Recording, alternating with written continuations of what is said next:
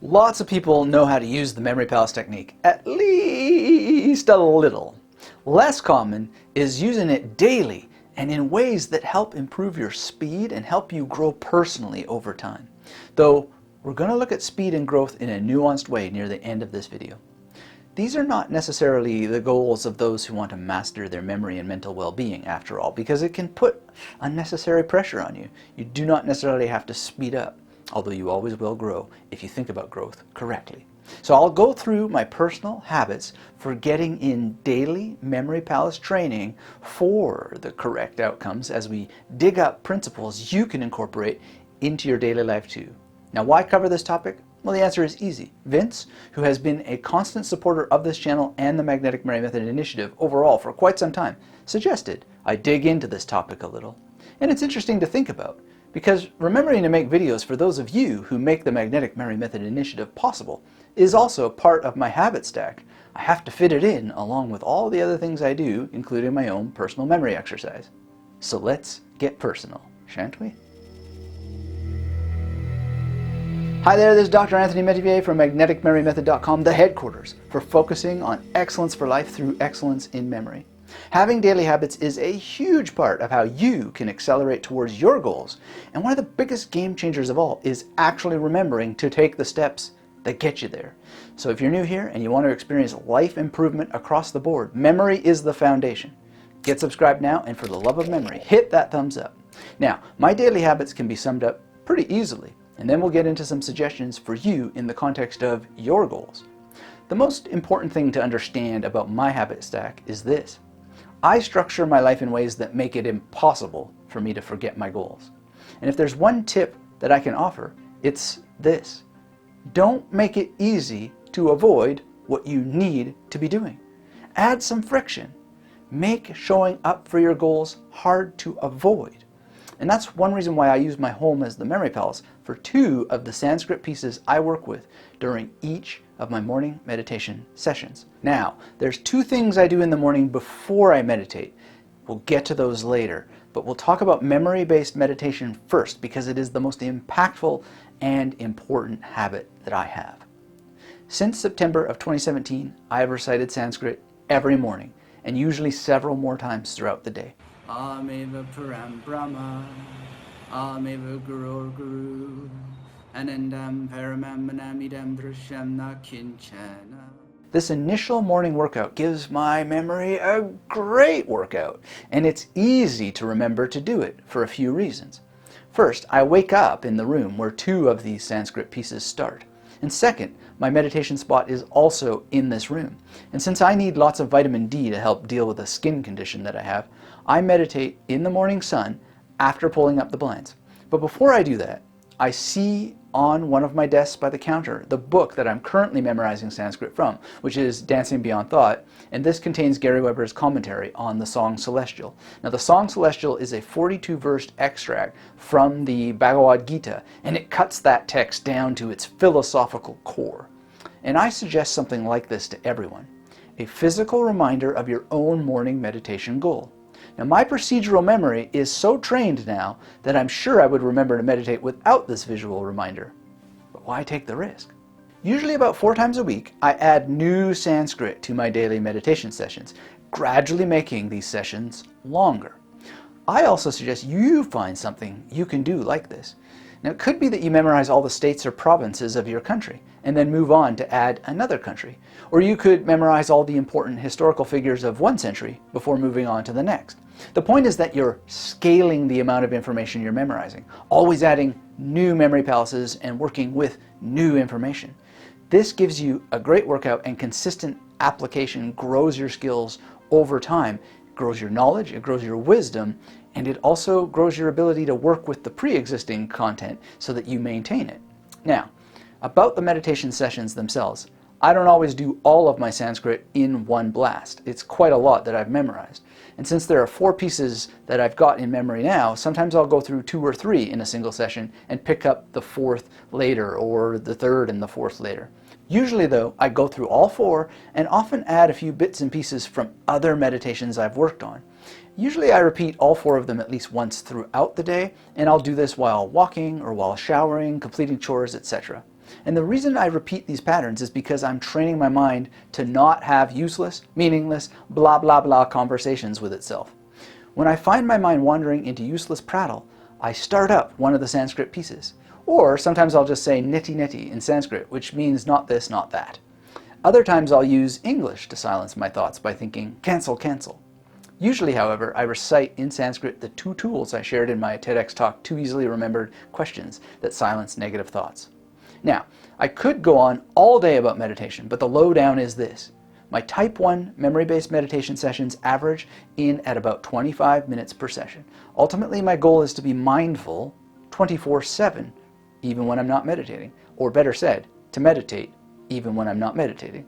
To be totally meditative all day long.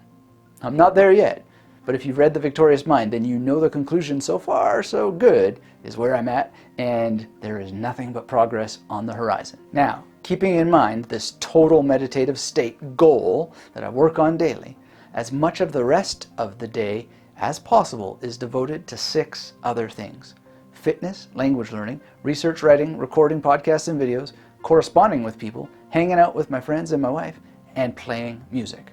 Now, how exactly I arrange these activities follows a very simple process that relates to the book I use to remind me of my commitment to type 1 memory-based meditation.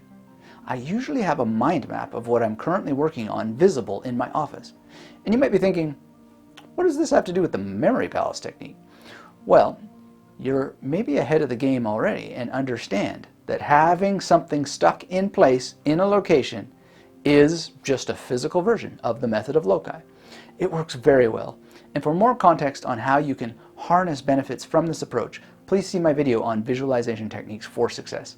I literally make every part of my world possible a memory palace to keep me on track in a world of distractions. For language learning, I try to watch an episode of a show in either German or Mandarin each day, listening to music sung in each language every day, and I have a few speaking partners for both languages and try to check in daily to hear and speak the language.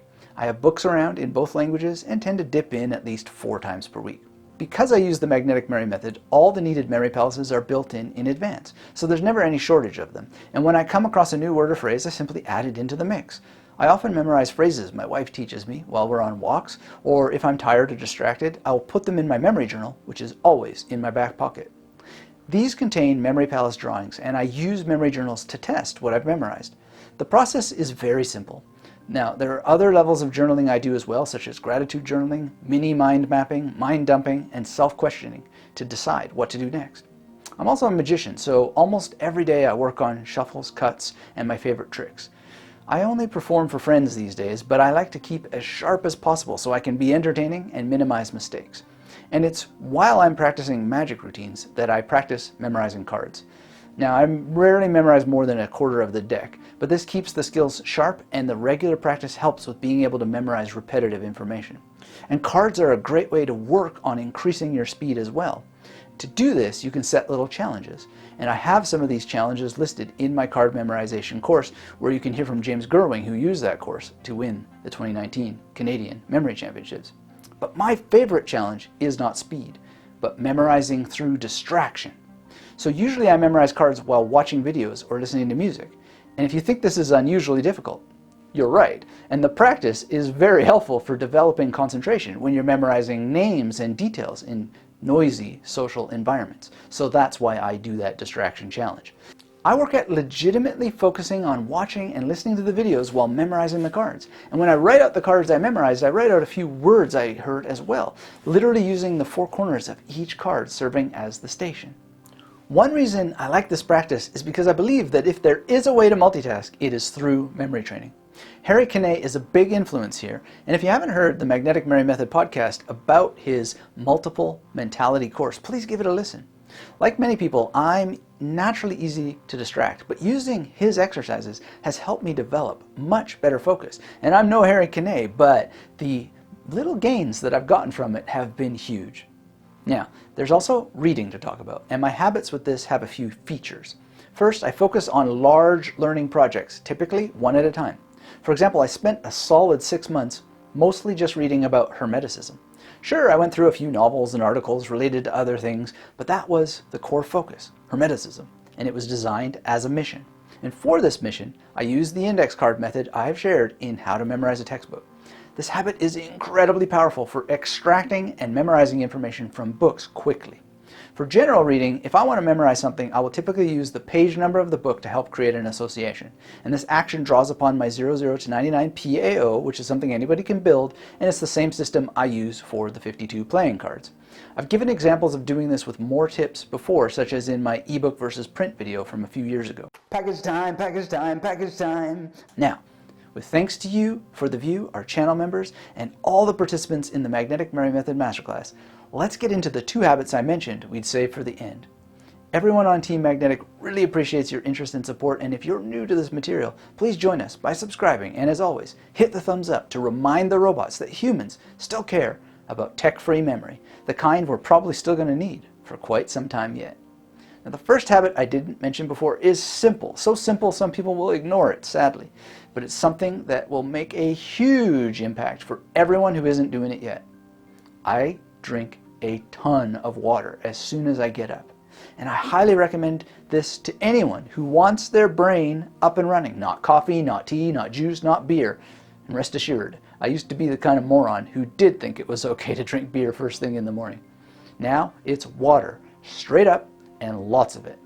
Now the second thing I do, and one I wish more people would adopt, is that I write down my dreams.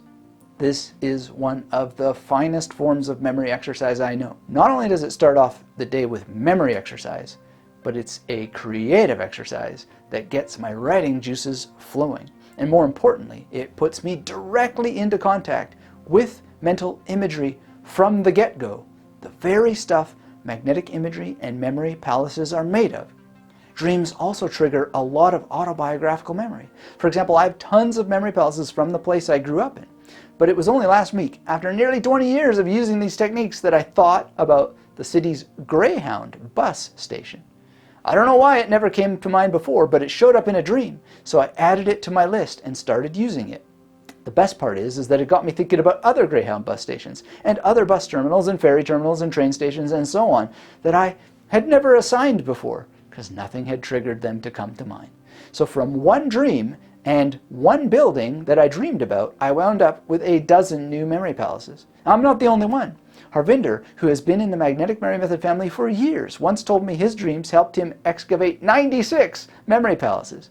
So if you already have the Magnetic Memory Method Masterclass but struggle to find enough memory palaces, How to Remember Your Dreams might be the most important course you ever complete. It's concluded inside. I think of it like this. Remembering your dreams is like meditating while you sleep, and perhaps also like the concept of Nirvikalpa Samadhi. And on that note, I've mentioned Type 1 memory-based meditation a few times today.